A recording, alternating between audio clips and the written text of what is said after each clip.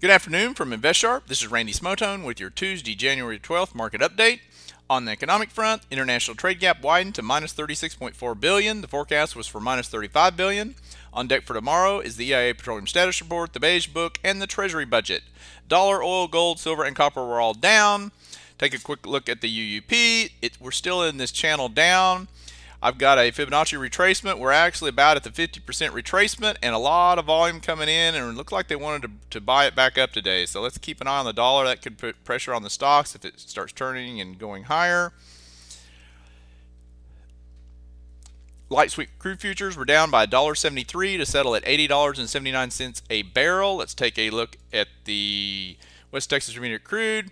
So right here at 80 should be a support area. We broke through here. It should be our new support. So let's see if we can hold 80 or if oil is going to go lower. Let's go over and take a look at the Dow. Dow closed down 36 points to 10,627. The S&P closed down 10 points to 1,136, and the Nasdaq closed down 30 points to 2,282. The Russell closed down 8 points to 635. The Dow held up the best, down only 0.34%. The Nasdaq and the Russell were the weakest by being down around 1.3% each. So take a look at the Dow. I don't like how the MACD is still kind of weak down here, and I've talked about on the weekly we've got overhead resistance on the S&P and the Dow and the Russell. Let's go take a look at the S&P. So the MACD looks better on the S&P. So we're still, we went up, slight pullback, no big deal. If you look at the 60-minute, which I use a lot because I do more swing trading and I'm not much of a scalper. So if you look at the 60-minute on the S&P, we bounced here, this is the gold line, and now we bounced again. So this is an uptrend line for the 60-minute. Let's see if this low of the 1,131 area can hold. All right, so something to watch. Let's take a look at gold. Gold's come back down to the support of 110. Silver looks like it has a symmetrical triangle. So let's see if it can hold this about 1750 so support, or if it comes back down. Goldman Sachs is right at its 30-day moving average. So let's see if that's a possible support area for Goldman Sachs. The banks were kind of weak today. Bank of America, JP Morgan, they were all kind of weak, but they did come off their lows for the day. Take a quick look at the VIX. The VIX actually was up 4% today. So still the MACD, we're still right here. So you can't really tell a whole lot from the VIX. All 16 sectors we followed finished in the red today. The biotech index held up the best, down only 0.28%. The gold index was the weakest, down 3.85%. Take a look at the chart. Insurance and biotechs were the strongest. Utilities, and then semis, and of course gold, stuff like that was the weakest. So let's look at the defensive stocks held up well today. McDonald's looks good. Looks like it has a ascending triangle setting up here. They were buying Coke today, broke out above its downtrend line. That looks good. They were buying Pepsi today. Pepsi looks like it's in a symmetrical triangle. Keep an eye on it.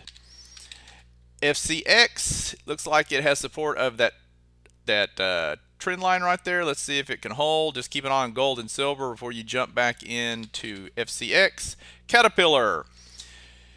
It broke above the 60, which it tried multiple times. This 60 should be a strong support area on CAT. If you look at the point and figure chart on CAT, you'll see right here we were broke out. It's a quadruple top, so 60 should definitely be strong support. So keep your eye on that one. If it's prints say 59 or so, you can bail out.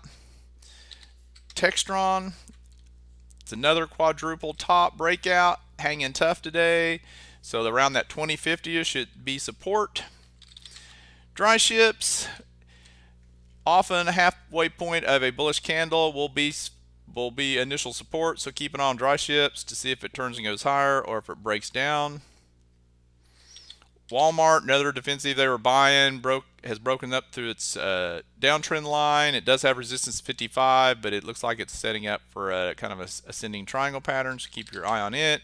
Tech stock actually looked pretty good. Pega, P-E-G-A. So let's see if this one can turn and go higher. They didn't seem to want to sell this tech today, which is a good thing. Rhino, right at the bottom trend line support. Let's see if Rhino can hold. If it holds there, you could jump back in Rhino. PNC bank stock held up really well today. It looks like it wants to break out and go higher if the market cooperates. Capstone Turbine, I still like this. Down a little bit today, not much. Still looks like it would rather go higher than lower. Paragon Shipping, this is this one that has a longer term huge symmetrical triangle. And where is it at? Right here. So it's hanging tough, so I like it. I think it's going to have a big breakout if it takes out that 5 1/4. EV, I like it. Still hanging. It's right there at support. Very low risk buy point here. Apple, it's trying to hang around support ears, trying to hold on. Let's see if it can. Intuit, hanging tough. This is a great time of year for Intuit. It's got a nice ascending triangle. Railway stock, CNI, as long as it holds that bottom trend line, you can jump on. Atwood Oceanics, I like it possible, kind of a head and shoulders thing setting up here. So I would like it if it can get around this 35 area. That'd be a great buy point. Might take it a few days to set up, so keep an eye on that. See if that sets up.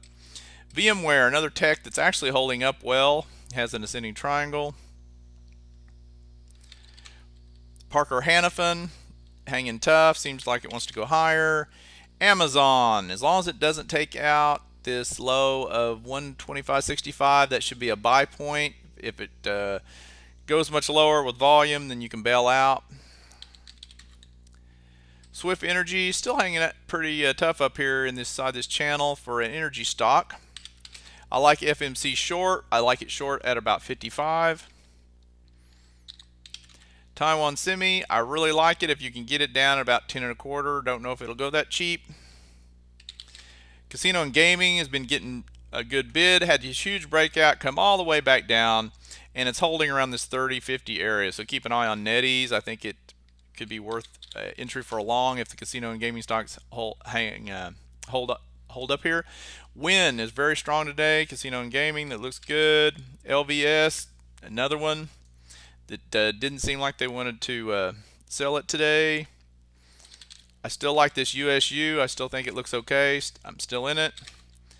Walter Energy, as long as it holds that's 30, it should be a potential buy point.